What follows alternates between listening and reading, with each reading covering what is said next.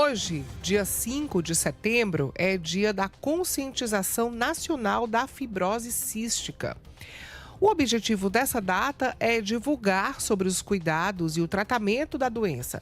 A fibrose cística, ela é considerada a doença rara mais comum aqui no Brasil. Então, para a gente entender mais sobre os sintomas, sobre o diagnóstico e o tratamento, vamos conversar com o médico clínico geral Bruno Cavalcante. Bom dia para você, Bruno. Bom dia, tudo bem? Tudo ótimo. Bruno, hoje, dia 5 de setembro, para a gente falar sobre a fibrose cística. Primeiro, explica para a gente o que é a fibrose cística. Talvez vocês que estão nos ouvindo, estão nos assistindo, nunca tenham ouvido falar da fibrose cística, mas é uma doença genética, isso é, transmitida de pai para filhos, e das doenças raras, é uma das mais comuns que a gente vê no consultório médico. É uma doença, como eu falei, de característica genética, isso é, hereditária, e ela é uma doença que há alguns anos já está inclusa no teste do pezinho. Então, desde muito cedo, eu posso dar o diagnóstico.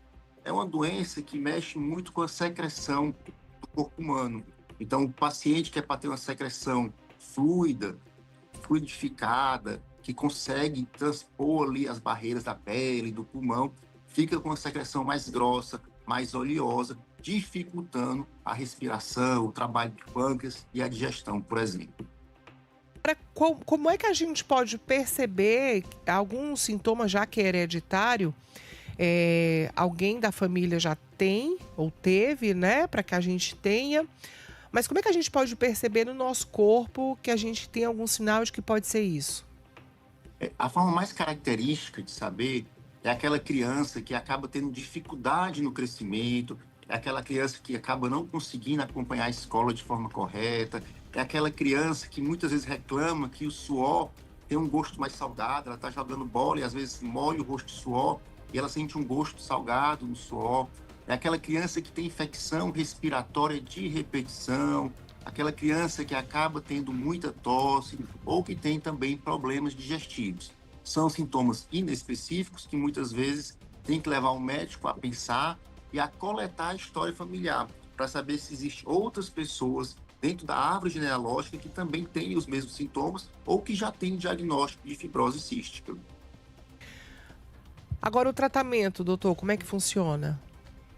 A fibrose cística, como uma doença hereditária, ela ainda não tem um tratamento específico. É uma doença que vem há muitos e muitos anos sendo investigadas, medicações que possam reverter esse quadro do suor, mas infelizmente nós não temos um tratamento-alvo, uma terapia que realmente reverta o quadro. O que a gente faz hoje na fibrose cística é ter o reconhecimento precoce, e aí eu repito, é muito importante que a gente dê o diagnóstico cedo desses pacientes, faça o acompanhamento no decorrer da vida e trate principalmente as complicações, que em sua grande maioria ou são do trato respiratório, isso é pulmonar, com infecções de repetição, ou do trato digestivo, como, por exemplo, diarreias. E evitando que essas complicações elas sejam recorrentes ou que elas piorem, muitas vezes o paciente pode ter uma vida completamente normal. Agora, para quem não trata, né? Para quem tem o problema e não cuida, como é que fica a questão da qualidade de vida e até do tempo de vida mesmo dessa pessoa? Aquele paciente que acaba não tendo um diagnóstico precoce, acaba não conseguindo ter um acompanhamento regular médico, o que pode acontecer, ele pode ter infecções repetidas. É aquela criança que tem 3, 4, 5 pneumonias no ano, aquela criança que acaba tendo gastroenterites repetidas, e isso pode atrapalhar ela em diversos setores da vida, desde o crescimento até o desenvolvimento normal cognitivo. Então, por isso que é tão importante e por isso que já está incluso atualmente, isso há alguns anos, no teste do pezinho, para que os pais, desde o nascimento, já possam saber que essa doença pode estar presente no seu filho e, com isso, tentar reverter o máximo possível e dar a melhor qualidade de vida. Agora sim, doutor, é uma doença que é hereditária, né? Não é contagiosa, mas como é que fica quando o paciente ele tem o problema e está perto de pessoas que têm algum tipo de que estão gripadas, que têm alguma bactéria, que podem contagiar e ela fica mais susceptível a isso? Como é que fica essa situação? Pronto, é uma pergunta excelente. Independente de ter fibrose cística ou não, a gente tem que aprender, e isso a gente deve aprender muito com os orientais, né? A ter uma etiqueta de saúde. Toda vez que eu estou gripado, toda vez que eu estou com algum quadro nasal, tosse, é muito importante que eu use máscara para evitar que eu transmita a doença para terceiros, que pode ser uma fibrose cística, que pode ser um paciente oncológico, que pode ser um idoso, que pode ser uma gestante. Mas é importante frisar que o paciente com fibrose cística, ele tem essa alteração do líquido pulmonar, ele tem mais predisposição a ter infecção pulmonar, porque o muco dele, a secreção dele é mais espessa, isso gera o acúmulo de secreção no pulmão, mas a imunidade dele é uma imunidade que funciona bem. Mas por ser muitas vezes um paciente jovem ou uma criança que está com seu sistema imunológico em desenvolvimento, é importante que ele evite contato com pessoas doentes para que não tenha uma doença a mais, né? Que não tenha uma virose a mais, uma pneumonia a mais, uma infecção a mais. Agora, doutor, tem uma pergunta aqui que a gente tem os nossos ouvintes que participam sempre do nosso WhatsApp, né, fazendo perguntas para os nossos convidados. E o Reginilton pergunta para você quais são os avanços mais recentes na identificação de biomarcadores específicos para o diagnóstico precoce da fibrose, especialmente nos estágios iniciais e subclínicos da doença. Isso é uma pergunta ótima. Nós estamos evoluindo muito com os diagnósticos genéticos. A gente hoje consegue fazer o diagnóstico de fibrose cística por uma simples gotinha de sangue. Então, quando a criança nasce, ainda dentro da maternidade, né, no teste do pezinho, aquele teste que faz um furinho aqui no pé e consegue, com uma gotinha de sangue, dar diversos diagnósticos, né? Então, é um diagnóstico fácil de ser dado, com um furinho, com uma gota de sangue, eu consigo chegar a esse diagnóstico. Então, isso quando é pensado, não é nem pensado, né, está de protocolo em todas as crianças que nascem, eu já consigo ter o diagnóstico. Mas caso não tenha sido feito teste do pezinho, caso não tenha sido dado o diagnóstico, o difícil não é o exame, o difícil é o médico lembrar dessa doença e pedir esse exame. Porque como a doença muitas vezes ela não tem um marcador específico, elas são infecções de repetição, o que acontece é que o paciente fica às vezes rodando de um infectologista, um clínico, pensando que o tratamento é porque ele está com a imunidade baixa, ou é uma doença da própria imunidade, e muitas vezes não lembra da doença fibrose cística por ser uma doença rara. Agora, outra coisa também que a gente fica pensando é sobre a fibrose. Ela ataca, é uma doença, né, hereditária, que ataca especialmente algum órgão mais fortemente, ou a gente acaba tendo outros órgãos também afetados por ela? Muito boa essa pergunta, né? A fibrose cística, ela realmente é uma doença que muitas vezes ela tem a prioridade pelo pulmão. Porque o pulmão, ele realmente tem uma quantidade grande de líquido e é onde esse líquido fica mais espesso e o paciente acaba tendo pneumonias. Então, se a gente fosse dizer que um grande marcador de órgão da fibrose cística, a gente falaria do pulmão.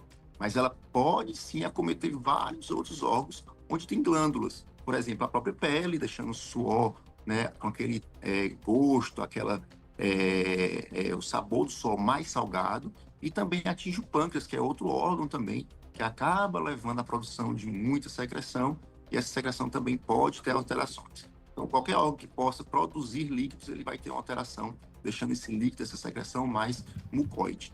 Mas o mais importante mesmo é o pulmão. E mata, doutor?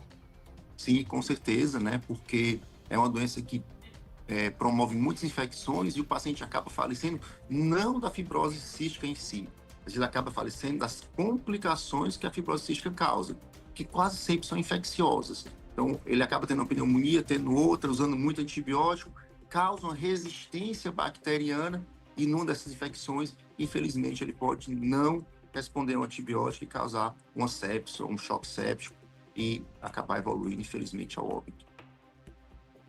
Agora, assim, os pais que tenham, é possível que algum dos filhos não tenha?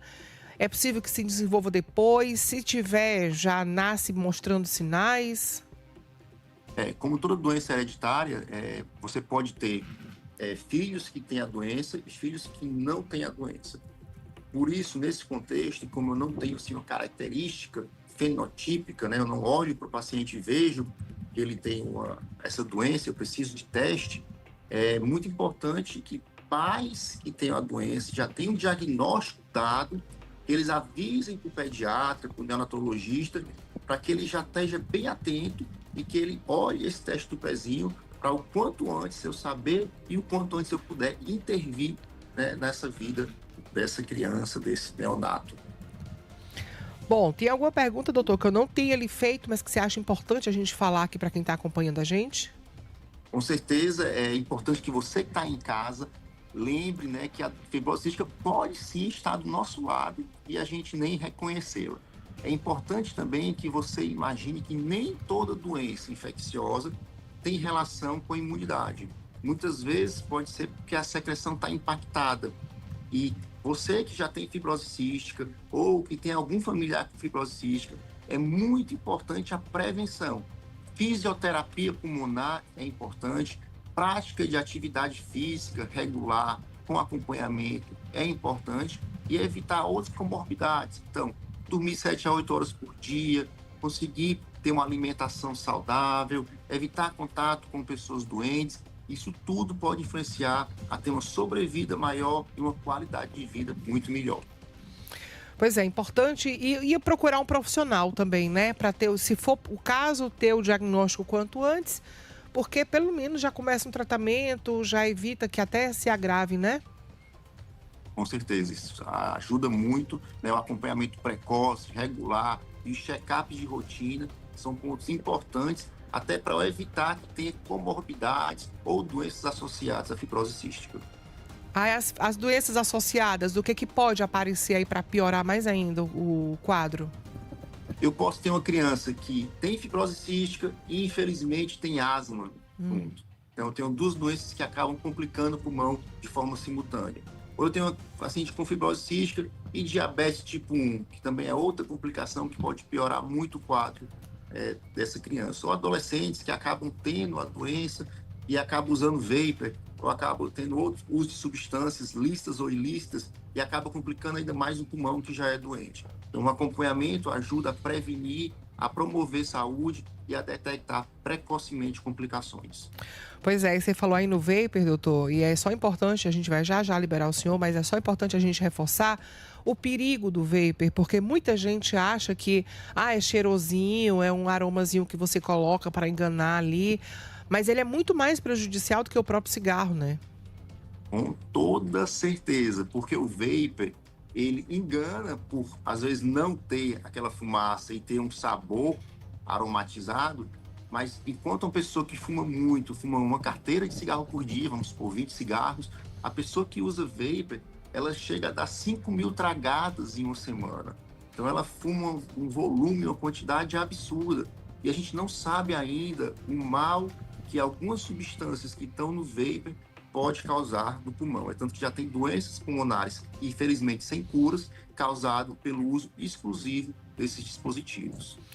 Pois é, então é preciso que a gente tenha consciência, é preciso que os pais fiquem atentos também e que as pessoas que estão usando esse tipo de dispositivo, esse vapor, procure se informar melhor, porque você pode acabar prejudicando em muito, seja quem tenha a fibrose cística ou estamos falando de saúde mesmo como um todo, né?